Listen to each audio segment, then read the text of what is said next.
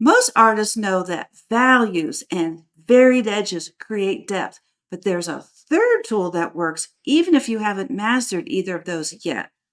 And I'm combining all three in this watercolor. Get this one thing right, and you'll see a difference in your very next painting. Watch what happens when the bridge goes in.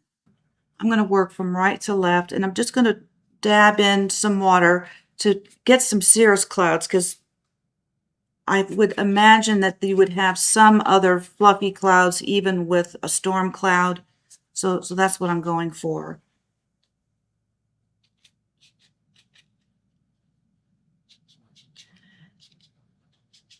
And I'm trying to make the paint lighter in value as I get closer to the right-hand side, because that's where the sun is. All right, so the trick is we have this large area, and I'm going to work on it first because I can lay down a lot of color and then soften those edges. And then as we get more closer to the edge of the cloud, then we'll start working with some of those sharper shadows, and I'll show you how we do that.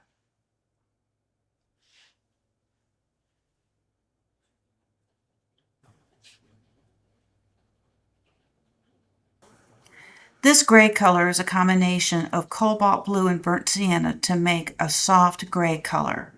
Now I'm going to add some water. Now my brush is a little on the wet side, but I wanted to add a little bit of water to that to sort of fade that out. What happens to me sometimes is I will add too much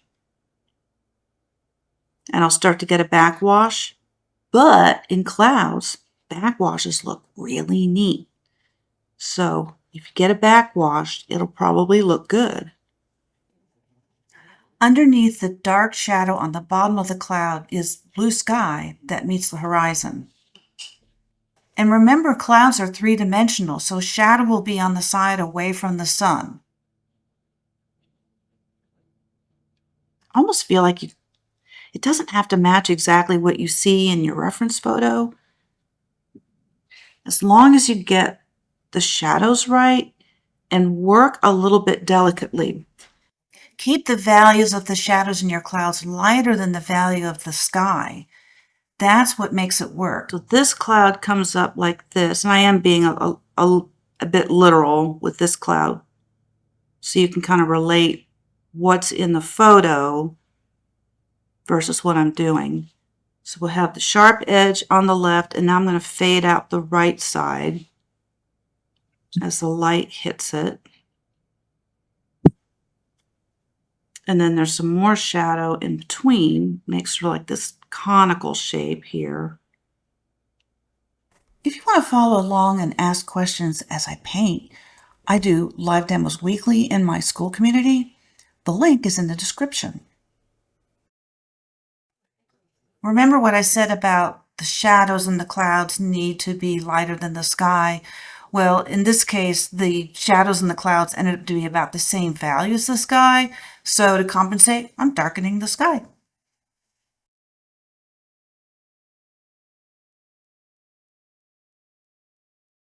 Here's another secret to painting crisp clouds. Make some crescent shapes and then fade them out. Next, we'll see how to paint sparkly water, another way to add hard edges and detail in your painting.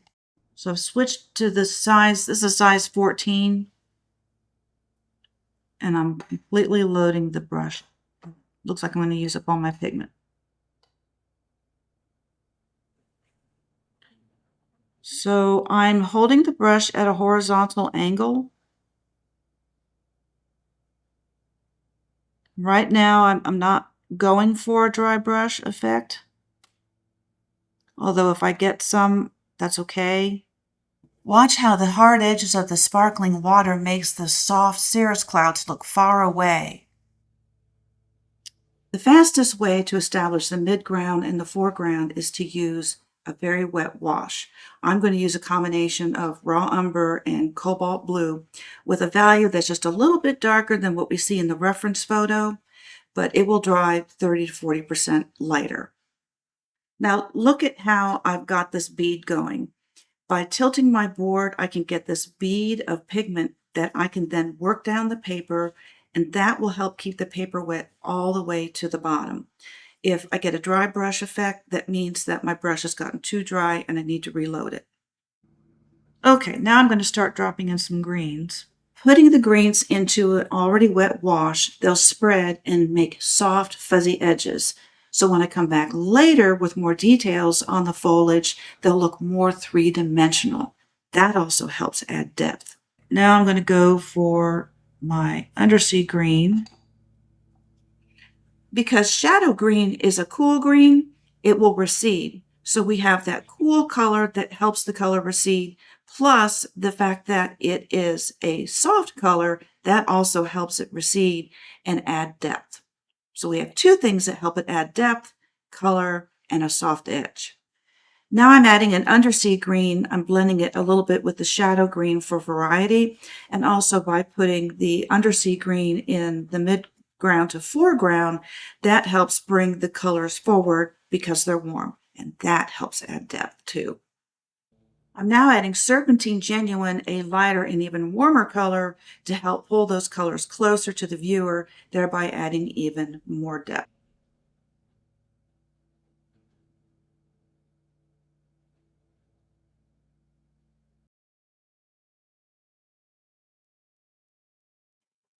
Now, you might be thinking, why are you putting dark colors on top of those light colors that you've just painted in? Well, this is shadow color. And by putting the shadow color in while it's wet, the shadows will be soft and it'll help plant those plants into the ground. And that adds to your realism. So stop and look at what I'm doing. I'm painting in these tiny figures, but just because they're tiny doesn't mean they're not important. These are the key to the depth fix. Their scale is so tiny compared to this bridge in the foreground that is your instant fix for depth. Look at where I started. Those figures are present, but they're practically off the page. So I moved them so they're in line with the bridge, and now the bridge is pointing to those figures, making that scale very effective. This compositional setup is the third tool to fix depth. Let's finish the foliage to make that bridge stand out. I want to get some more values into the foliage, and once I've got a little bit of those details in, then I'm going to start tackling this bridge. And okay, I'm going to start wet on dry, and as I work, it'll end up being wet into wet.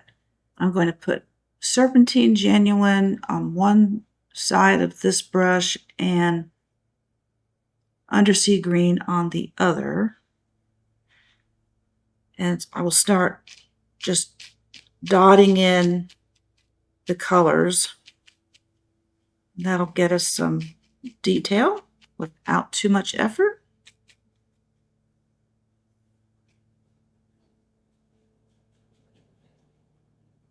And that detail will produce sharp edges, and sharp edges will help improve the depth and three-dimensionality of this foliage. In the reference photo, there are a couple of palm trees just to the right of this bridge. And I thought I was going to put them in, but I've changed my mind. And the reason I've changed my mind is because I really don't want the viewer's eyes to focus on these. I really want the viewer's eyes to focus on the bridge and then the people and then the storm cloud. Sort of travel throughout the painting like so. If I put a lot of detail here, or if I put a lot of detail right here next to this bridge, this railing, I think it's going to compete with that, and I won't be successful in achieving that. So I'm just going to work really soft like I am over here.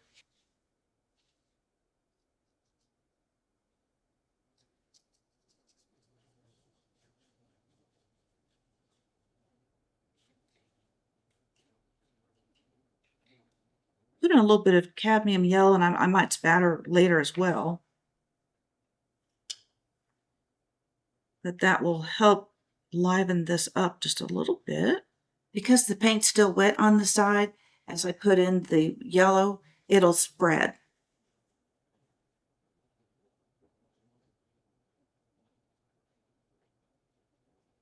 To paint the bridge, I'm mixing up a combination of raw umber and cobalt blue to make it really dark.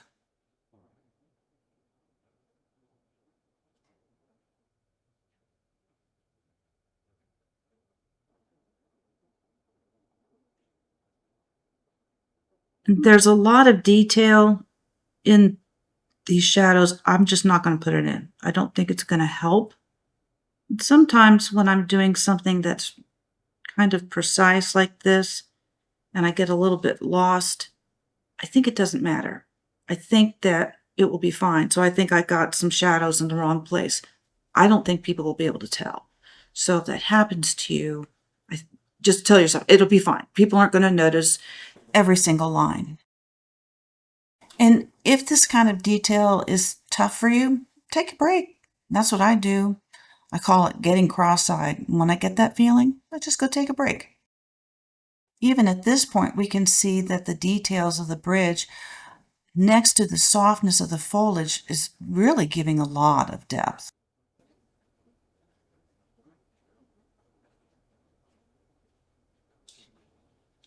Now I'm going to switch to the green shadow because it's over the foliage.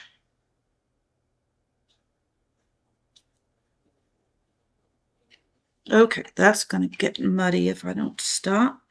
And muddy meaning too much pigment, too many opaque colors blending together.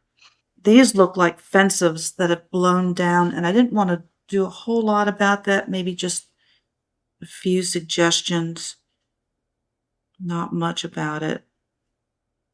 And now I do want to put a few details on the dune grass, not too much, just a little bit.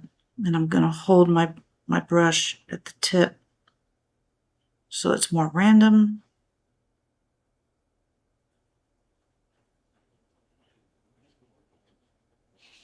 And I can blot the bottoms to get it to blend with the sand.